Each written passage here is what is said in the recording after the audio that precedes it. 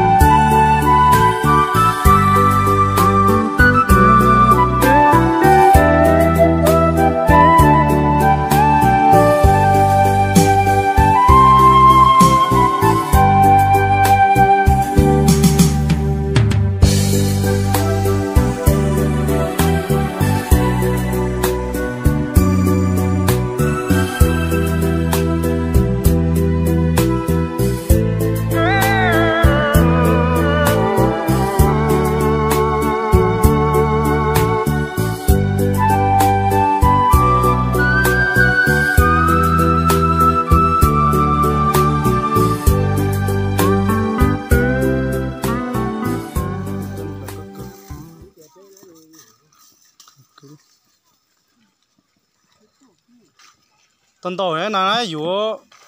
có bùa ấy nàng ấy biết châu tờ lang ừ bên nhà nha ôi nhà trẻ ha trồng hiểu nữa nó nè để trồng tí nữa trồng tụ nữa bên nhà ấy nhà ho nhà lo nó chọn lần trầu đó nó bất cứ thế nó trồng từ tớ chi trầu lên là bất cứ tụi mình sẽ công phụ chức khá tao nói chặt lúc vào nó to luôn tiêu chi trầu lên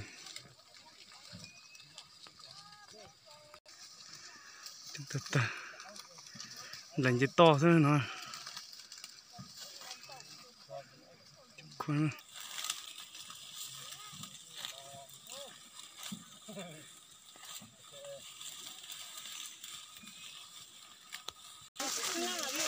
không có nữa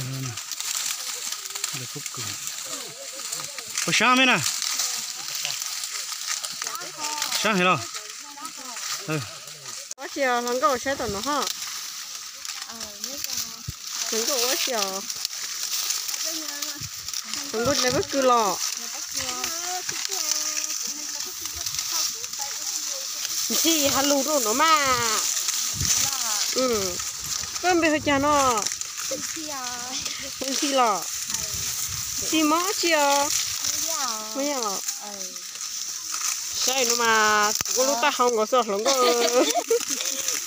Tôi tao xa. Tôi lắm cơ nó chó xa hả? Chỉ tao muốn lần đầu lấy từ chỉ tao muốn lần câu chỉ tí tao củ tao mà tha đó. Tôi toàn nó rong câu khang này hả? Tôi nó rong câu ý ảnh câu ấy đó. Ơi, hai mấy tôi sẽ tốt đâu hả nó?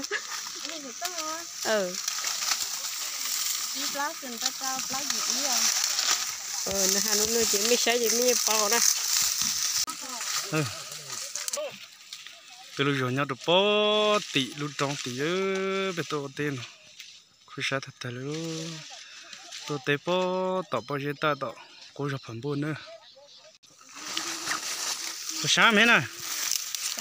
bó cứ bó sáng sáng sáng hết rồi anh chạy khẩu vị cần có lấy hả ồ chó à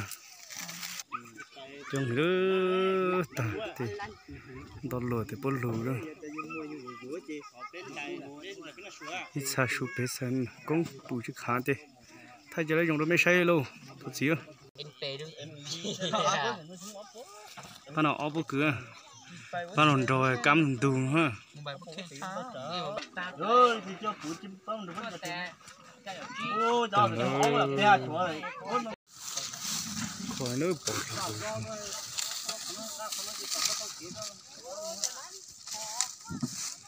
ok chỉ xa qua thế này coi nào bộ thằng bộ chỉ trồng bây giờ nó có lời lâu nữa rồi